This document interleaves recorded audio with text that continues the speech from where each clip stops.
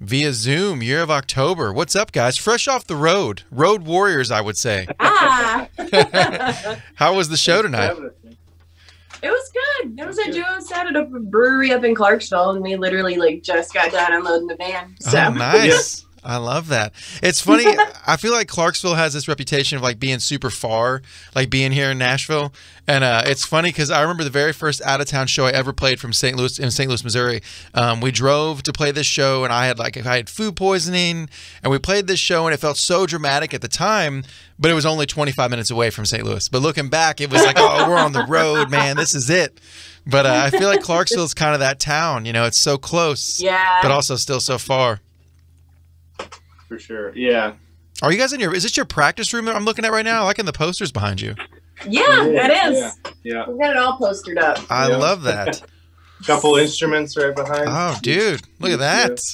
Nice. That's how it all happens right there. Several of the posters were taken from the FYE days. Oh, okay, so. right on. I thought I recognized some of them. Do you remember those? When FYE closed, we had these big signs that held. There were like light boxes that held like posters of like album covers, and we could buy one. And I bought one of those, and for years it sat at a buddy's house of mine, and I guess it got rained on and molded and ruined. But I was so pumped. I wanted to someday put something cool in that, but I just never got around to it. But I remember I paid like I think $100 or something stupid for that at the time, and I had all these big plans, and it just never happened. I've got one of the big, like huge Norah Jones, like it was like in the window hanging things from FYE, and it is like my shrine to her above our television. That is amazing. I love that. You know, it's funny. Norah Jones, I one time met her in New York, and a buddy of mine was a massive fan, and he did want to talk to her. He was like, we're in New York. It's not cool. And I was like, no, it's Norah Jones. Go say hi. And he was like, I don't think people do that in New York City. And I was like, nonsense. Go say hi to her. And so he did, and she totally refused to get a picture with him and like destroyed him. Like, I don't think he talked to me for like 3 years. Not that she was mean. She just was like, it was the idea of like, hey, we don't do that here. You know, it's like one of those like cool parties that they never should invite me to because that's what I do at cool parties. But yeah. I love that you convinced him to go talk to her. But then he was mad at me. I was like, well, I didn't make you do it, even though I did pressure. It was like peer pressure for like 20 minutes. Like, she's right there. She's never going to be anywhere near you ever again. But looking back, I do feel kind of bad about it. But year of October, you got some shows coming up. You got the East Room this Friday, which is really dope. And it's cool to see the East Room is opening up again. That's amazing. I love seeing that. Are you guys pumped? Are you nervous? Are you pumped? How are you feeling about it? I should probably ask, how are you feeling about it? I'm so excited because I mean, we've done a few like duo sets on and off throughout last year, like at wineries and stuff, outdoors and breweries, and I'm just super excited to play full band in a venue. Beyond excited. Yeah, we're definitely pumped, and the East Room's, it's got great sound, and it'll be a lot of fun for sure. Yeah. It's good to see shows coming back. I mean, I know you guys have been doing for the last year, you've been doing like the duo thing, which is still cool, and it's a chance to play, but I feel like, you know, being in a loud rock and roll band, there's nothing that really comes close to having that on stage, you know?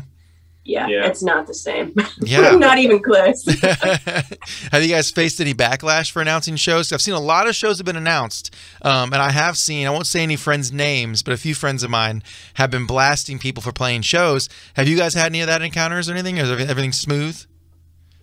It's pretty smooth so far. Knock on wood. Yeah. All of a sudden, 4 other Zoom windows pop up and they all start blasting you. It's like, well, I don't think you should play that show.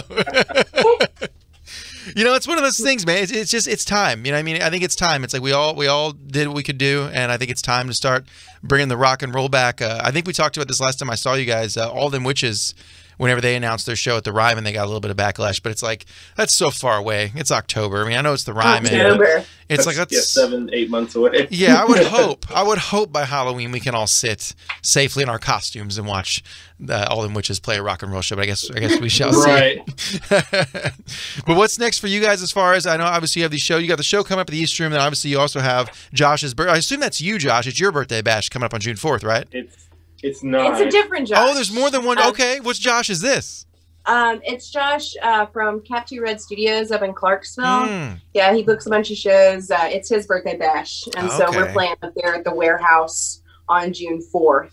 And so that'll be a pretty dope show because it's with like Echo Pilot and Nahoda and Fort Savannah. Yeah. Yeah, that'll be a really fun show. And then on that Sunday, June 6th, we're playing Springwater's grand reopening weekend. I love that. That's a great one. Like Vera Bloom's on that. You guys, a lot of good bands are on that list. And also, I should point out, once this is done, I'm gonna get in my phone and take out on June 4th. Wish Josh happy birthday, because it's not your birthday on June 4th. This whole time I was planning this is his birthday. That would have been great. I totally would have just said thank you. Well, I'm pretty sure the last couple Sundays I've announced that show, and I've been like, Josh from October's birthday bash. So there you go, man. It's your big special. That'd be great. You might have got me some presents. Yeah, it's almost your half birthday. Yeah, it's almost my half birthday. There you go, which is worth celebrating. I'm a December baby. Nice. I think it's definitely worth celebrating. And I wanted to, it's funny, I don't know, you guys, I think it looks much brighter. The Anchor Thieves were on the show last week, and my studio looked really, really dark, almost like borderline goth, which we all know I'm very, very goth. But it looks much brighter. Yeah, exactly. I felt like a goth kid. It's funny, I worked at a movie theater in the late 90s, and there was a manager, and she had hired her daughter to work for us, and she was working the concession stand. Her name was Elizabeth, and I'll never forget, she was like a vampire. She was like a cutter. She was always like, she would sneak up on you. And I'll never forget, one time I was making popcorn, and the oil was like spraying on my arm, and there was this guy working with me, and he was like, doesn't that burn like whenever it hits your arm? And I was like, nah, I don't really even feel it. And all of a sudden, out of nowhere, it was like whoosh, and Elizabeth was there, and she goes, that's how it feels when I cut. I'll never forget that. She was like one of those people. So fast forward, this was Elizabeth the Gothic Girl. So fast forward like 20 years later, I went to Hot Topic in St. Louis to get a birthday present for my nephew. I was not buying anything for myself, but I was buying something for my nephew. And I'm checking out, and this like rather older Gothic woman is like, is your name Andy Heron? So of course I thought my fame had preceded me. I was like, yes. But it was Elizabeth. She's still goth. And she works at Hot Topic in St. Louis in her late 30s. And she has not changed a bit. Piercings everywhere, still wears the big pants. So I have to really hand it to Elizabeth, because it was not a face. It was not a face whatsoever. But so when I had my little dingy looking apartment here, I thought it kind of looked like a place that Elizabeth would reside. So this looks a lot more sunny, which I'm definitely into, That's awesome. Yeah. But you guys, so I think it's going to be cool to see you guys play live finally. And what's up next, like as far as like recordings and stuff goes? You guys planning a new release? I know you're still quite in the new record. It's not been that long since the record came out, but what's new stuff looking like for Year of October? I mean, we're still pushing Wastelands, but we've started recording some new stuff. We've got, how many? We got 9 new ones. Yeah, we got 9 new ones, about 7 of them tracked. So yeah, we're working on that, and then Felicia's about to start working on a new music video. Oh, yeah, I am doing that for a song off Wasteland. So that's awesome. I love that. A new single out and all that stuff. So I love how you guys do your own music videos, Felicia. I think that's really cool, and I think that music videos, like some people say they're irrelevant, which I think is ridiculous, but I think as everyone watches YouTube, but I think that it's cool that like your stuff never looks predictable to me. Where do you get inspiration to make music videos? Like, where do you just kind of throw them together? What comes to you to do that? I drink a lot of caffeine. Yeah. And then just kind of see where my mind goes. Mostly David Lynch. I love it. I get on this public domain website, and there's like a lot of like freaking weird old cartoons and stuff, and I just delve down deep, and then it just gets weird. I love that. No, it's cool because I feel like I saw a music video recently. It was like a metal band music video, and it was fine, but it was like the band like rocking out, and then it cued to them eating steak. I guess it was supposed to be like a cannibal idea, but it was clearly just like a Longhorn Steakhouse steak. But they were like eating it, and I was like, this is not putting off the message you think it is. But I like when I see your guys' stuff, because it's like random, and just it's really, really cool to see that. And it's cool you do it in house, because I mean a lot of bands, they like pay a lot of money for that stuff. So it's cool you're able to just do it on your own, Yeah. It's fun, yeah. It's fun too, because like the one video, the big long one for Wastelands Part 1 and 2, a lot of that stuff was like all these old infomercials. Yeah. And then Felicia would, and they were all public domain. Yeah. And then Felicia would take them and speed them up and slow them down and reverse them and make them weird. And That's it's cool amazing. to make something that looks kind of normal, Yeah. like make it bizarre. I lost my mind making that. It was gone. You see it slowly declining into insanity. I love that. Well, Year of October is here on the show, and since they're here, of course, we got to play the 5 random question game. If you guys would like to play, shall we? Let's do it. All right. 5 random questions, Year of October on the local bus. So it is officially May now, which is crazy to think. But I wanted to ask you guys, the Justin Timberlake meme that goes around every single stupid year that says it's going to be May, is it still funny or enough already? Enough. Josh Enough already. like literally did a rant about this like earlier today. Someone posted another. He's like, Justin. I was like, God, that's the worst. It's like not, and he doesn't even say that in the song. That's the worst part about it. It's like he doesn't even say that.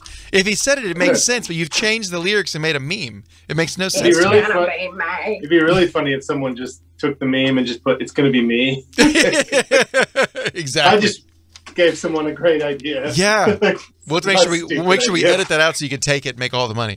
Question number 2 with Year of October on the local buzz. Did you guys see this drummer? His name was Brentonell McPherson, and he passed away. And so his family, I don't know if this was like his last wish or if someone just thought this was a great idea, but they took his body and instead of having an open casket, they set him up behind his drum set. So the pictures of this dead guy, like embalmed, like just sitting behind a drum set. So I wanted to ask you guys, is that a beautiful tribute or is that just creepy? That's creepy. I feel like it's creepy too. I feel like we're that's in agreement really weird. tonight. Yeah. And if you guys see the pictures, it looks like whoever set up his drum kit had never set up a drum kit before. Like the snare drum's all weird and stuff. It's like, that's not even how you would play the drums. That's even better. I feel like that's like when you like get your like if your pet dies and you get it stuffed and then you just like set it up weirdly. That feels the same to me. Yeah. It's strange. Definitely very, very strange. I really hope that whoever set up his drum kit actually knew how they were supposed to be set up. They were like, "This is the dumbest thing ever. I'm gonna make it look like this guy didn't know how to." This is my last chance to really mess with him. You can't do anything about You it. got a triple kick pedal. That'd be amazing. Put a random China symbol up there. Be so. I think he's like a jazz drummer too, so you know he'd take offense to it. Question number 3 with Year of October on the local bus. So I've been seeing all this stuff about the return of emo lately. Guys like Kenny Hoopla, 21 Pilots. I can't remember who else. A couple of Machine Gun Kelly. Different artists talking about emo is back. It's time. I wanted to ask you, emo's back finally or already? What's your thoughts? Already? Yeah, that's how I feel. I feel like already. I feel like already. Yeah. Wasn't Machine Gun Kelly, wasn't he a rapper? I think so. Then he was pop punk and now he's emo apparently. Just all over the place. All over the place. He's an emo rapper. Yeah, he's an emo pop punk rapper. Triple He's threat. a Remo. It's a triple thought, as they call it. Question number 4 with Year of October on the local buzz. I'm sure you guys have seen this because I know you always hang out on Broadway, as do I.